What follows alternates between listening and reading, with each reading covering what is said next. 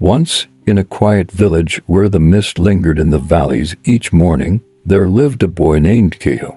Cato was thoughtful, perhaps too thoughtful. His days were filled with questions, doubts, and endless wonderings.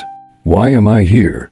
What is the meaning of it all? Even while the world moved gently around him, Cato's mind was in a constant storm.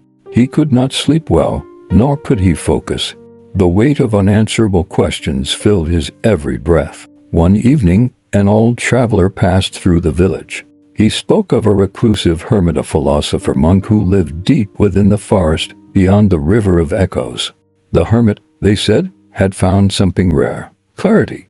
Driven by both curiosity and desperation, Cato decided to leave his village and seek this mysterious teacher. For days, he wandered through thick woods and crossed stone bridges over whispering waters.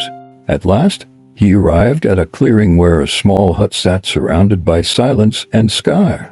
There, under a blooming cherry tree, sat the hermit. He was still, his presence calm like untouched water. Cato approached and bowed. "Master," he said, "my thoughts will not rest.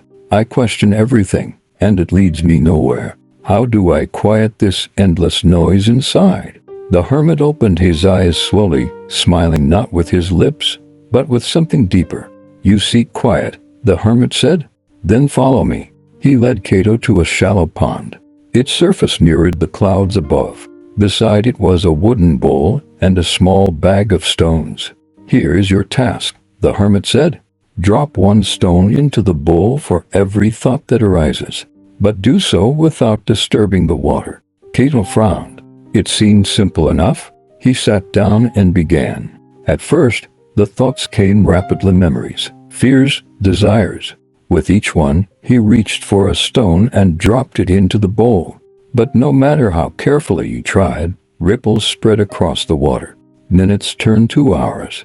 The more he tried to control the ripples, the more they appeared. His frustration grew. Finally exhausted, Cato placed the last stone aside and sat still, letting go of the task entirely.